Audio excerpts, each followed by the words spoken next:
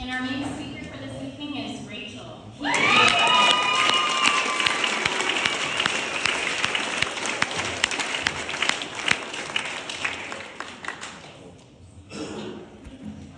She runs around the house and screams at the top of her lungs. Good evening. My name is Rachel and I'm an alcoholic. Hey, Rachel.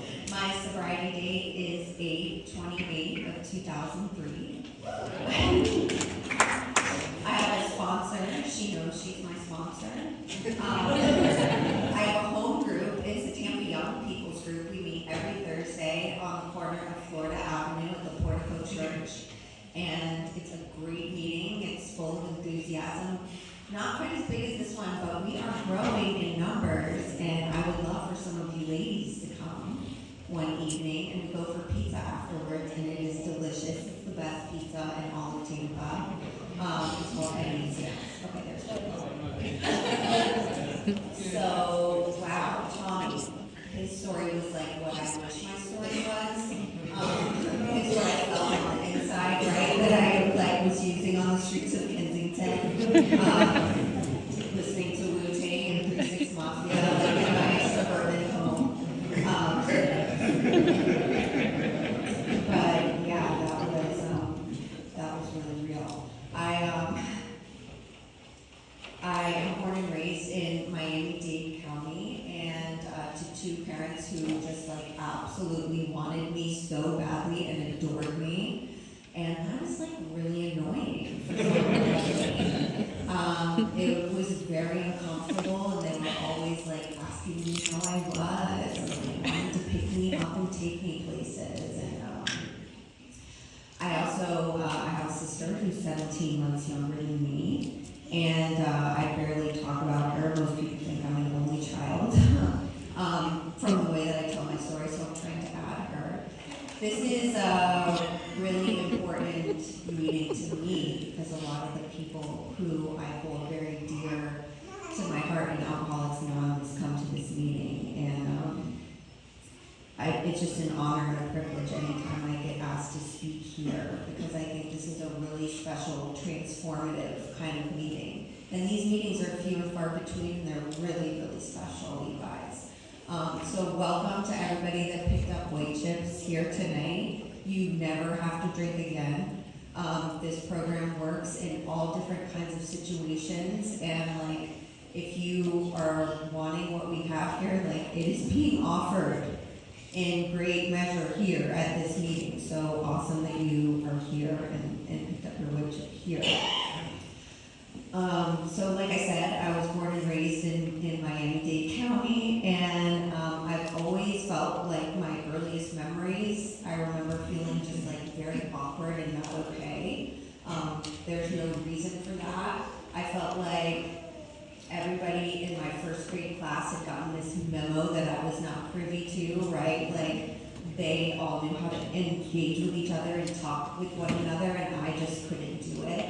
I also have this sweating disorder. It's called hyperhidrosis, and it's a real thing. And in the summer times, it's miserable, and my hands and my feet sweat uncontrollably, and a linen dress now I'm realizing was a very poor choice. It's supposed to be cooler, I thought, and I was gonna wear black. I almost did. It was just so dumb. Okay.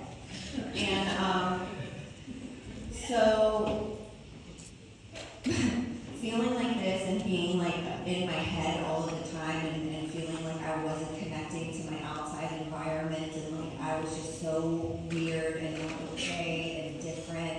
I really needed a drink, and I gravitated towards these kids that wanted to go to church, and I begged my family to let me go to church, and my parents were absolutely not, no daughter of ours will go to a church, right? Because my father's a Reformed Catholic, and my mom had grown up Methodist and just didn't want anything to do with her religion. And so I got to go to this church, and I was always seeking something, right? Just to fix me or to be different. And this guy no guy had ever paid any attention to me.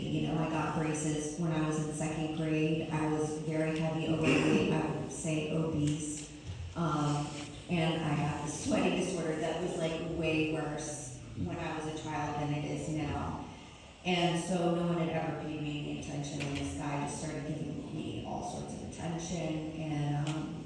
He was 18, which should have been a red flag for me at 10 years old, but, so, you know, I ended up getting sexually molested by this guy, and then I thought it was my fault because I was like attracted to him, and he was like so handsome and dynamic, and I never told anybody. That was like that secret I brought into Alcoholics Anonymous with me. If people knew the things that I had done at like such a young age, they would know what I was, and it was a piece of garbage, right? Unlovable trash.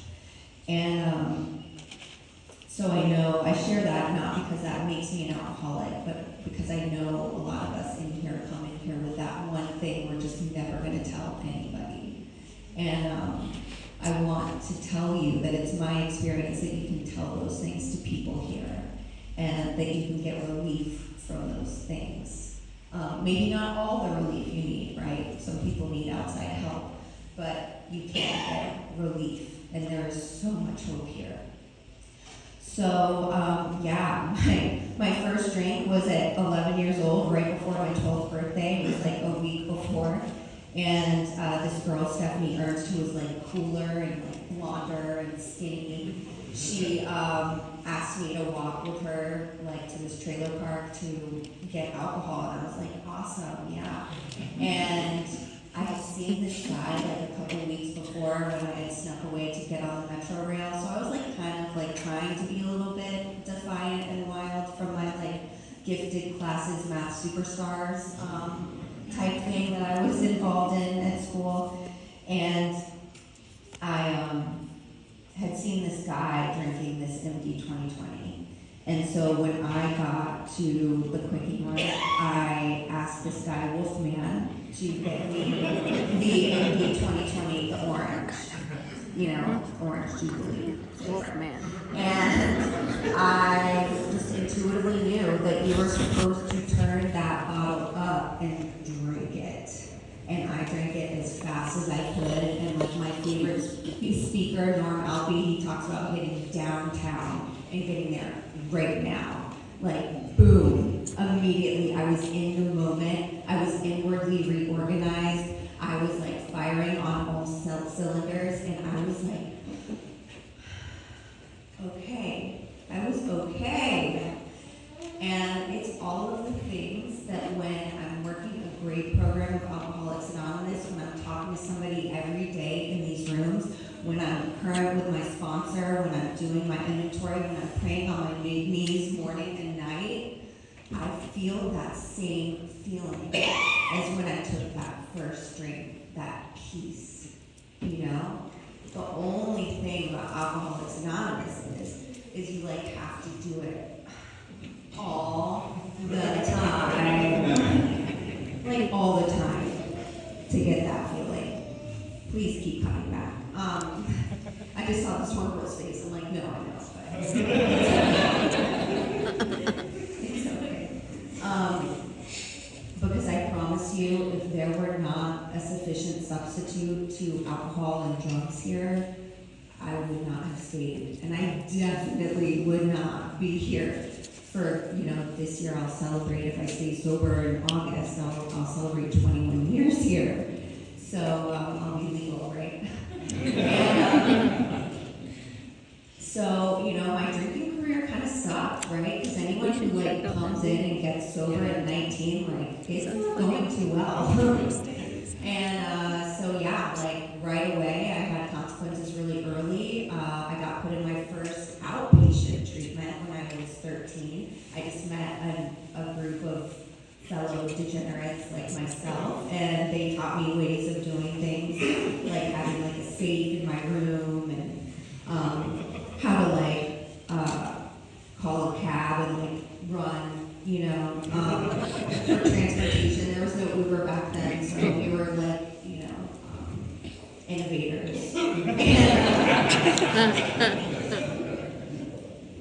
So, yeah, and, you know, a lot of those kids that I was like running around Miami with have found the rooms of Alcoholics Anonymous, but a lot of them are dead. You know, one is in prison for 25 years, which I guess he's like about to get out. So, yeah, I was running around and just going for that next drink. Alcohol really took over my life just like immediately. It was so important for me to read those words in the big book that we don't, as women, we don't necessarily have to take the amount that everyone does because we are gone beyond recognition in years, in just a matter of years. And that was me, you know, and I needed to hear that because I would have, I made my first appearance in Alcoholics Anonymous when I was about 13 years old, and I would have these old timers coming up to me saying that they had spilled more than I ever drank. And you know, like, we're so sensitive, and I took that very, ooh, well, maybe I shouldn't be here. They're right, I'm like so different, and I'm too young, like they're much older, and they drink way more than me. But like, the truth about my drinking, especially at the end, was it was every day. I drank until I blacked out. Did you guys know that like normal people don't black out? When I found that out, I was like, what? Like, so I work in the treatment industry now, and I will do intakes on people who never once had a blackout ever. I'm like, ever? Like, never, ever? They're like, why do you keep asking that? Never, ever.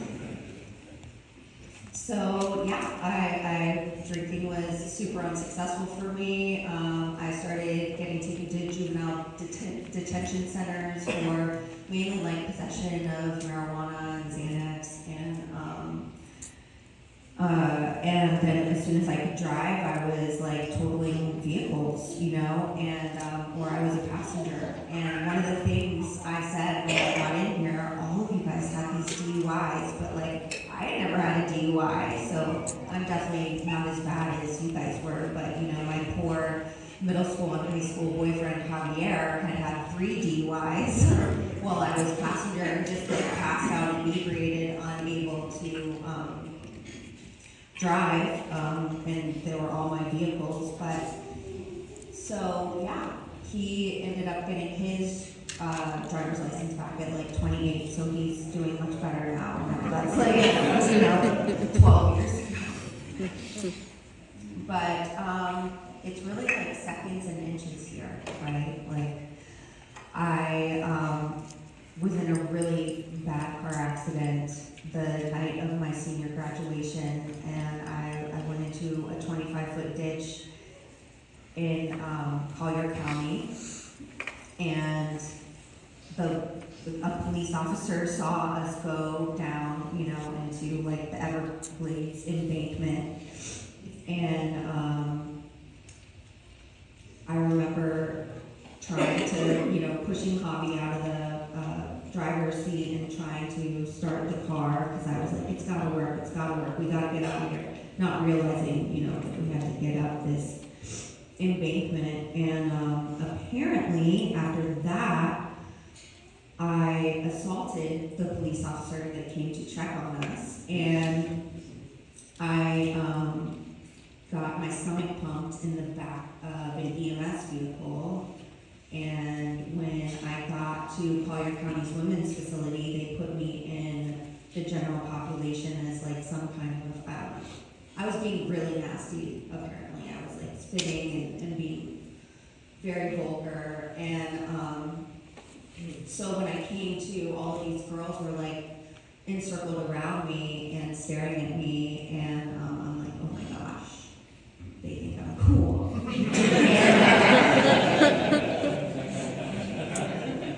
And they're like, you should have heard you, like, you're so tiny and you're so like nasty and loud. And I'm like, really? And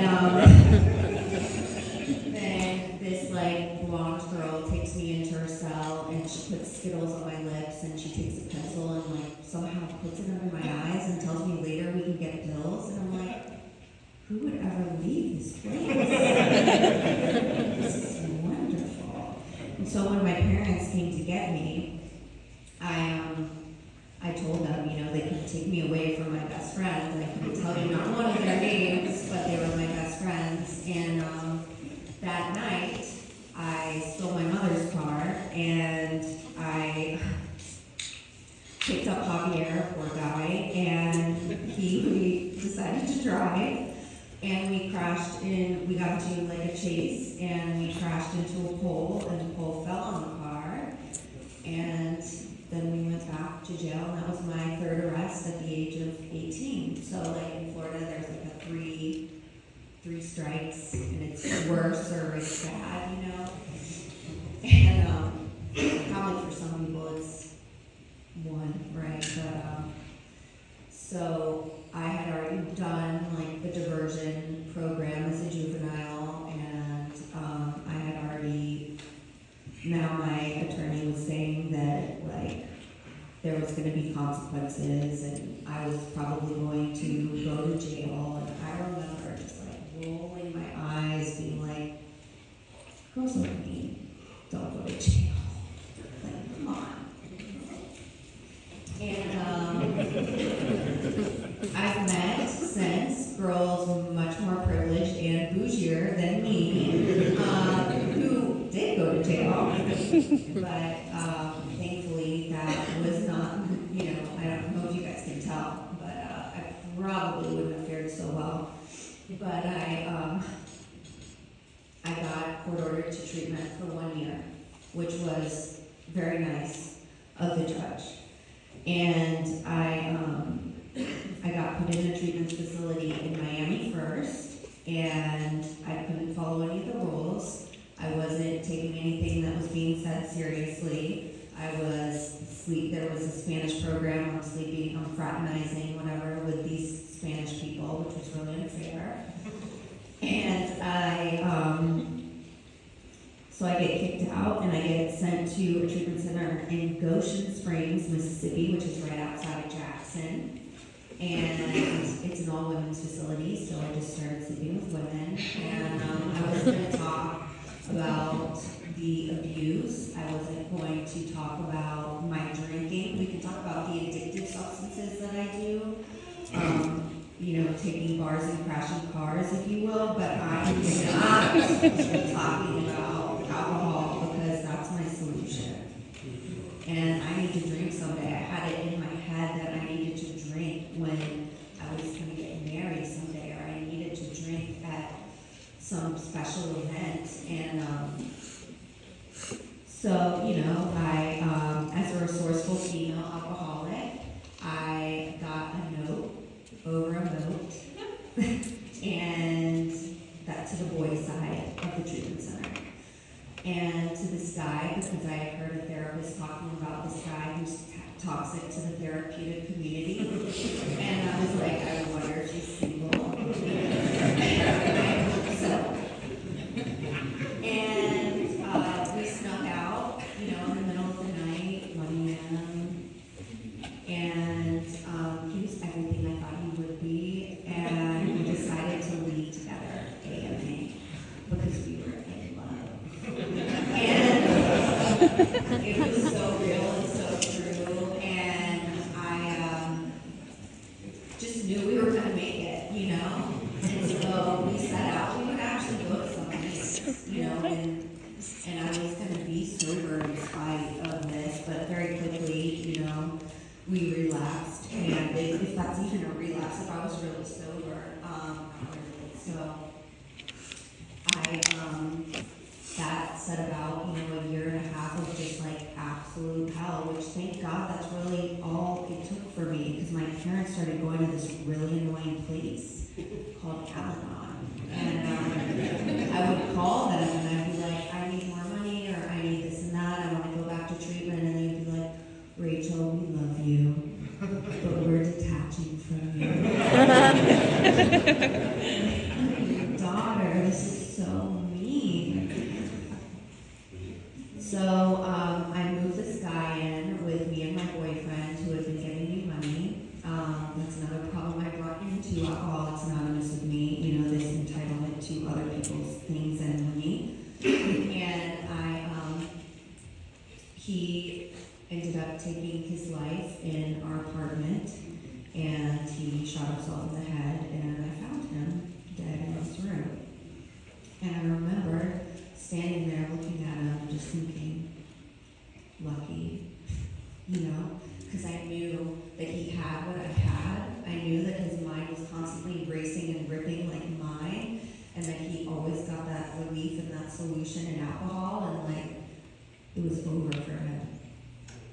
and I was jealous.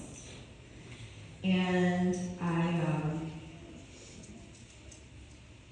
how dark it is before the dawn, because I had no idea I was like 2.5 weeks away from my sobriety date, because that was on August 11th of 2003. And I had enrolled in college in Mississippi, which isn't hard to do, because it's Mississippi.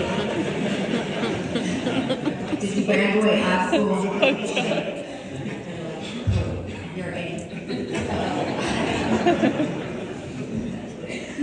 I get into this school, and the start date was like rapidly approaching. So I tell his boyfriend, who like respects my hopes and dreams,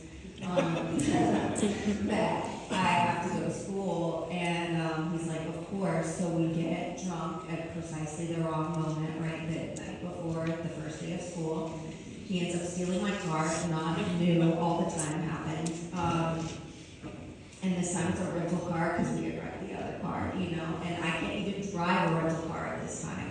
So I need him, because he signed for the rental, you know, and I'm 19 at this time. So he goes missing with the car. You know, a resourceful female alcoholic like myself could have gone to school, you know, but I wanted everyone to come, bring me a drink, walk over to the gas station, beg them for, you know, my Mickey's Ice or whatever I'm drinking, and then invite people back to the apartment, and then tell them that this guy just killed himself like days before, and then everybody's leaving, and I'm like, what's happening? Why is nobody staying? And I just felt absolutely so alone, you know?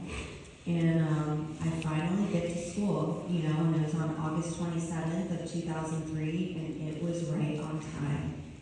And if God has never, and if you've never heard this, God, He is always right on time. And that has been so true throughout the course of my entire sobriety. I've wanted things so quickly and so rapidly, but that's just not been my story here. You know, it's really taken like every bit of 21 years to like get the things that I have now. You know, like I didn't think I was gonna get to have a kid, and now I'm 41 with a 2-year-old, which is a nightmare.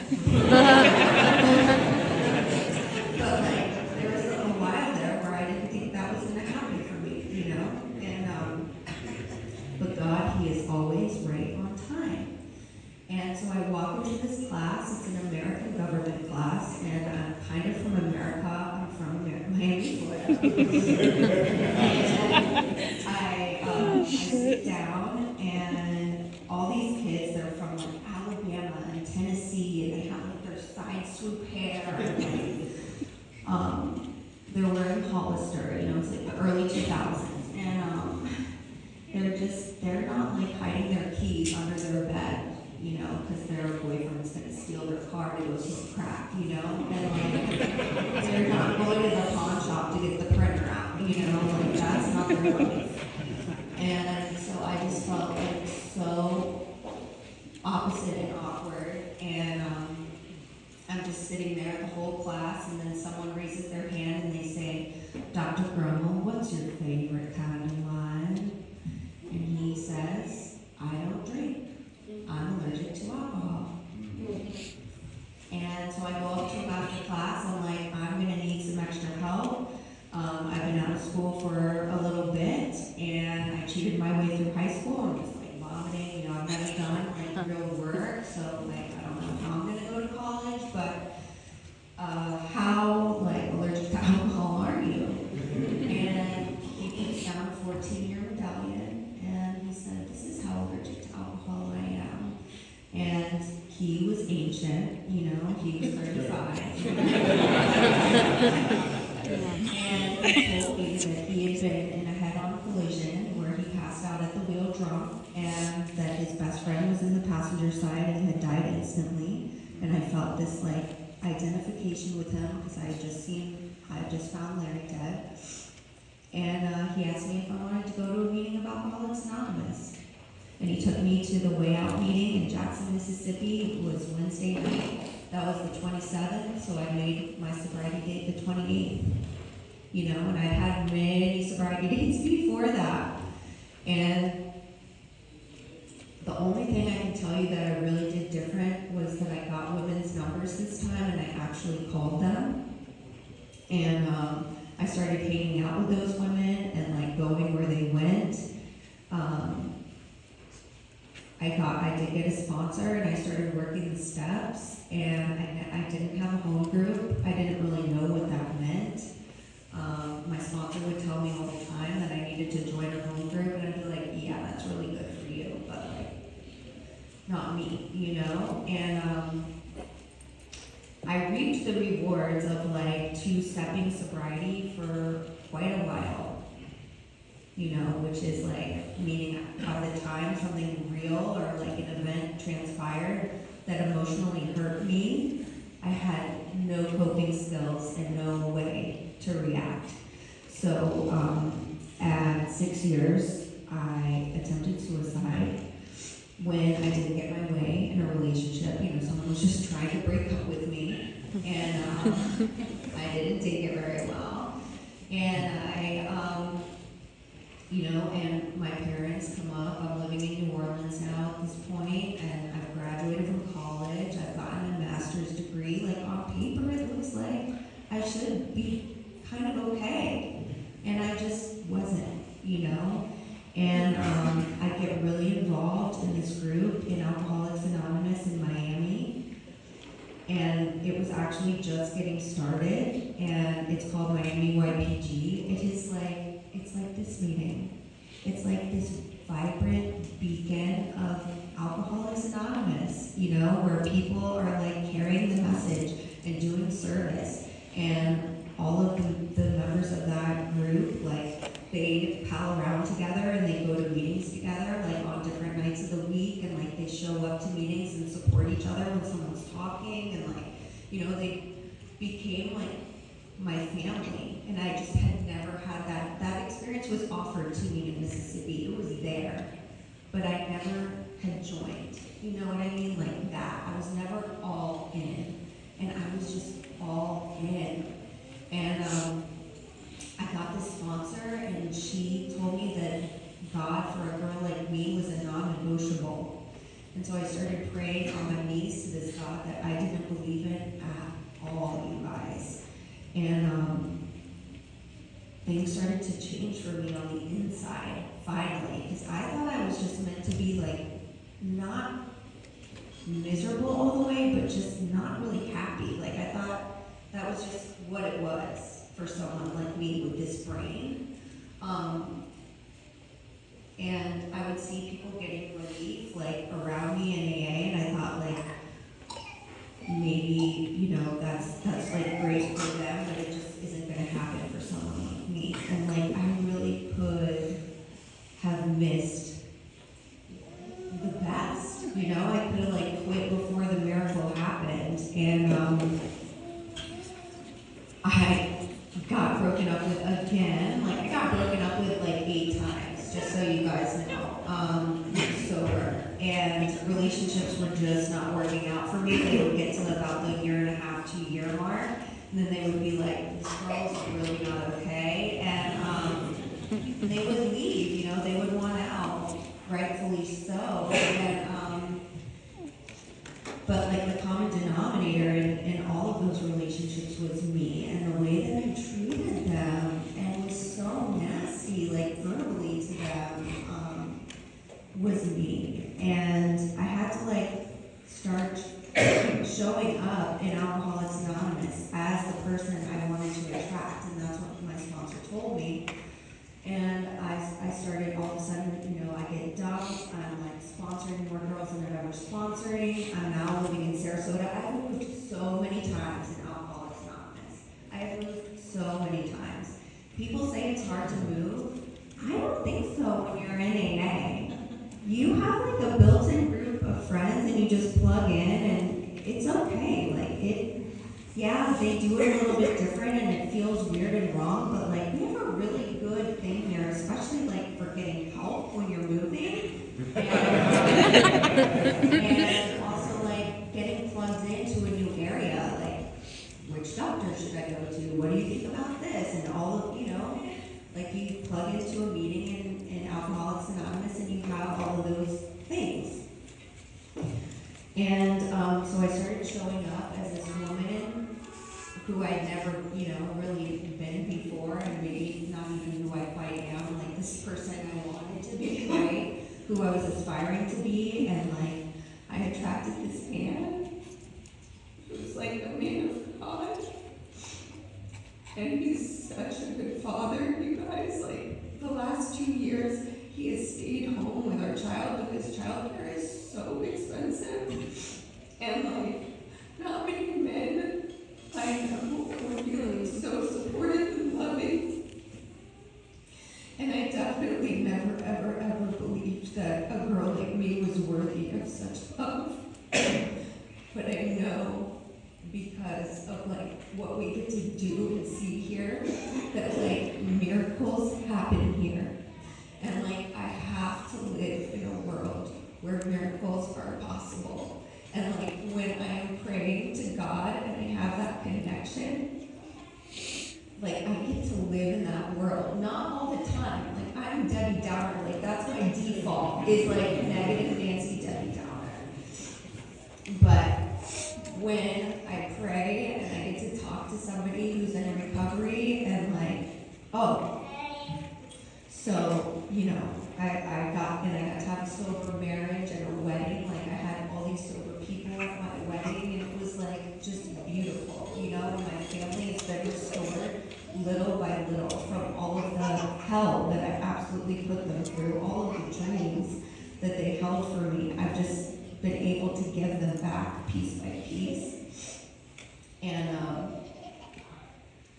this past year has been a lot of change for me. I don't do Alcoholics Anonymous exactly the way that I like to, which is a girl like me needs like 5 to 7 meetings a week, right? And this week I had 4, which is a miracle. And I've learned this year that like I don't need to pick who I sponsor, right? Like I can love my sponsees so much, and like that doesn't really matter. They might want to be with somebody else, and that is completely okay. But like God chooses sponsees for us, and sometimes we need other people to get out of the way so that we can be there for the newcomer in a different capacity, okay? And God just like opened up my schedule, and I all of a sudden got all these new sponsees that I'm working with at my house and on Zoom. And so even though I'm not physically in a meeting, I still have AA, and like that's how it has continued to be for me, is like God shows up as long as I am willing to like show up for Him and serve His people to the best of my ability. And it's been such an honor to speak here for you guys here tonight, and I could have missed it all. Thank you so much.